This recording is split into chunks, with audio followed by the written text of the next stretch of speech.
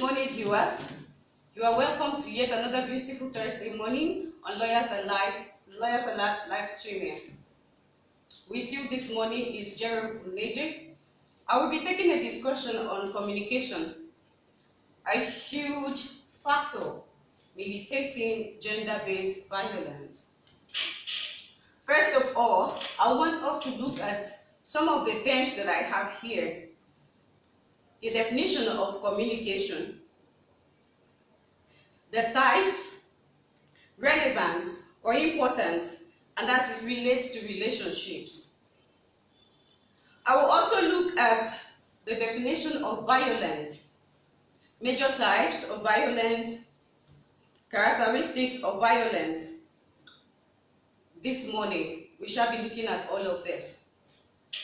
First of all, I want us to look at communication from this perspective, a definition I've gotten from Wikipedia. According to Wiki, communication is the act of conveying meanings from an entity or a group to another through the use of mutually understood signs, symbols, and semiotic rules. And also we need to know that communication is an aspect of human life. Human beings depend 100% on communication to survive, to be able to cohabit, to be able to live in a community, in the society. So types of communication, I want us to look at basically maybe one or two types of communication, but then I have like 5 types of communication I want us to know. One, we have verbal communication, non-verbal, written, family or interpersonal communication. When we know what verbal communication means, verbal communication is a communication it is a way of communicating or talking with people either by signs or oral means. And of course, you know that most times those signs people we communicate with regularly or every time they already have an inkling of what we are trying to say to them. Then we have non-verbal communications. You know what that means. When we talk about non-verbal communications, we are talking about signs, particularly symbols that represent what we want to say. It could be by body language. It could be by facial expression. It could be by gestures and several other ways. Then we talk about written, a written form of communication. Written communication is not a language of its own, but it is a tool we use to communicate. By writing, of course, most times written communications, various meanings could be read or could be read into it. So when you look at written communication, sometimes people could denote from the expression of that person, the intent of the person, from the feelings, the emotions could be captured in the written form of communication. And also we have family and interpersonal communication. And this family, we know that under family we have a way we communicate in various families. The way I communicate in my family or some other persons communicate might not be the same thing the way we do it in my family. And then we know that in families there are set rules and there are roles. There are dialectics that are in families that keeps a family together. Interpersonal relationship. This is a relationship where communication basically is held in a way where one talks face to face with one another. or a multiple of persons. And that also is a form of communication or a type of communication. Why is communication important? Communication, number one, is important because of intimacy. We use communication to build intimacy and trust. We use it to win trust of individuals, people we relate with, people who we call close friends. With communication, you win their trust. You gain that intimacy, you build the intimacy that you have with such people. There is also openness. You are open to each other, you are honest. And then, of course, love, care, admiration, and in understanding the feelings of one another. So now, briefly, I want us to look at the meaning of violence. The definition.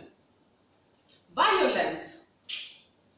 According to Wycliffe, violence is the use of physical force so as to inflict injury or abuse, damage, or destruction onto a person. So, and I want to go on to look at gender-based violence, because we are talking on gender-based violence. What is gender-based violence? Gender-based violence is a term that is used to denote a harm that is inflicted upon individuals or group of persons within a community or the society. And such harms could have a lifelong consequence on those people or the victims of those violence. Also, I want to look at the major types of violence. One, violence. No, first I want to look at the types of violence. Yes. The types of violence that we have.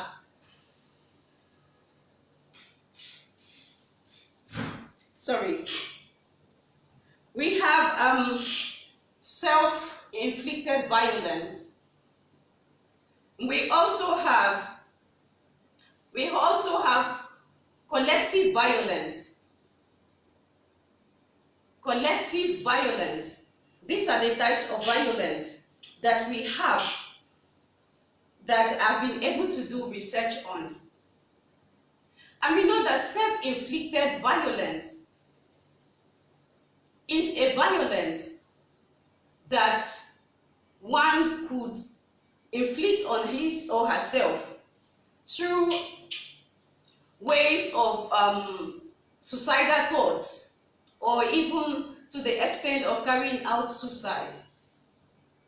The way you reason,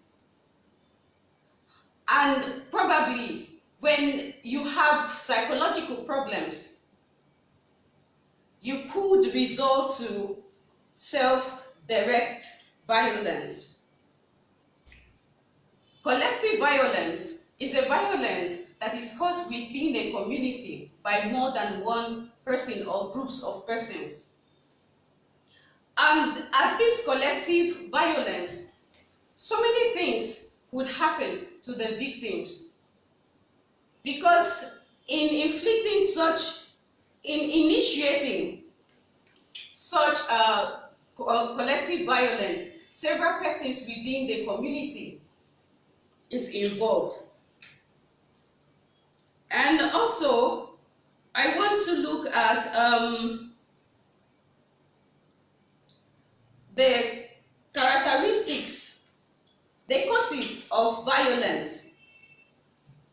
Violence could be caused by biological or personal factor, and this is due to maybe behavioral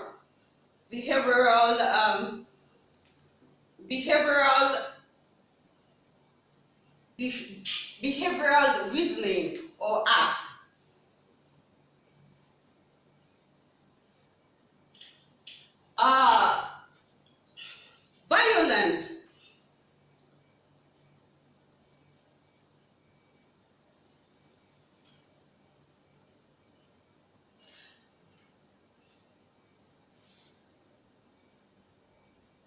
Self-directed violence. Biological personal factor influence the behavior of an individual. And as such, the individual, of course, could be influenced by psychological problems. And then you have relationships. In relationships, we have friends like peer groups who could instigate us to go into violence. As a person, you might not be one who is involved in violence or have the tendencies to be a perpetrator of violence, but maybe the kind of friends you keep are the kinds that love violence and they would want to drag you into it. So that is another cause. And then we have community context. Community context in this sense could be things that happen around you or within the community. Either there is an absence of social network or drug trade or something that happens around that area that encourages violence. And these are the areas where I have truly looked at violence, that it affects, as it affects communication. I want to mention here that communication is one huge aspect of gender-based violence, or violence generally, because communication is the key. Communication, if there is a failure, there is no way you can salvage violence. Let us look at communication in this form, in a relationship. How does a husband and wife, spouse, how do they communicate within their environment, within their home? Communication, if communication is distorted by any means possible, there won't be a peaceful cohabitation. There won't be a peaceful living amongst the people in that relationship. Communication in this sense is vital because you need to air your feelings, you need to air your views where things are not going right. Instead of being angry or resorting to resentment or unforgiveness, you have to open up and speak out your mind to your partner. Even in families, parents to children, how they communicate in the family matters. If you have to look inward to violence breaking out these days, people hardly have time for each other. Family hardly have time to sit down together, either because they are pursuing one thing out there or the other. That is why communication must be revived in every home. I have this aspect of interpersonal communication. Interpersonal communication could be audiovisual communication, attachment theory, or emotional intelligence. And in audiovisual perspective, problems are hardly detected. But let's look at emotional intelligence. Emotional intelligence is the ability to monitor one's own feelings and that of others. If you are able to monitor your own feelings and that of others, situations will be salvaged, violence will be minimized. But of course, we know that most people don't have this ability. That is why gender-based violence is rampant in the society today. Gender-based violence, according to research of Lawyers Select, it says that 1 out of every 4 women suffer gender-based violence. It could be rape, it could be physical abuse, verbal abuse, or harassment, or emotional abuse. Of course, if this much persons suffer, women suffer this, then there are ranges. And for rape, we have like 20%. 20% of women suffer rape. Physical abuse, we have like 33%. Verbal abuse, 10%. Harassment, 6%. And emotional abuse, 8%. And several other more. And this is just a report of January to June 2018. From this report, you can now understand that violence is everywhere. Violence is the order of the day in our society today. But what do we do to curb violence? We know that these days it's not just women.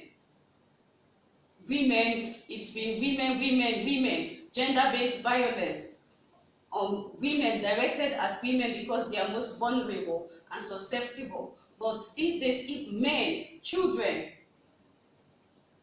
even the minorities, they suffer violence, sexual violence. So from here we'll note that violence could be curbed by effective communication. Whatever that will bring barrier to effective communication should be eroded, should be removed, should be removed, so that violence will be minimized in our community. Of course, we also know that communication and effective communication will always bring peace and tranquility amongst the society, amongst the people. So today, I want to say that communication should be revived in every home. Communication should be made the head, should be made handy in every family, in every relationship, in whatever context you find yourself. Communication should be there in order to curb violence. I want to say that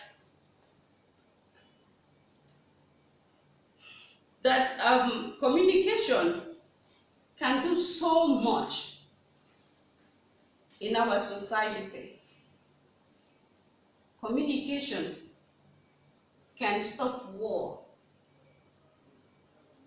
Communication can stop every violence, be it in our various families, in our very own homes. Communication should be revived. I want to also mention that talking to one another and trying to be sensitive to one another's feelings is another way of curbing, which cannot be done except we communicate. If we communicate, whatever we have in our minds will be aired.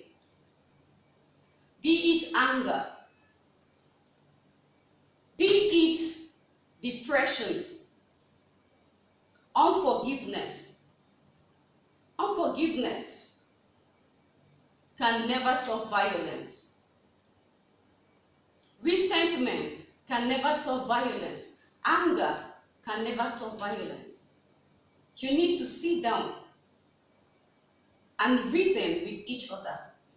Talk with each other. Speak to each other.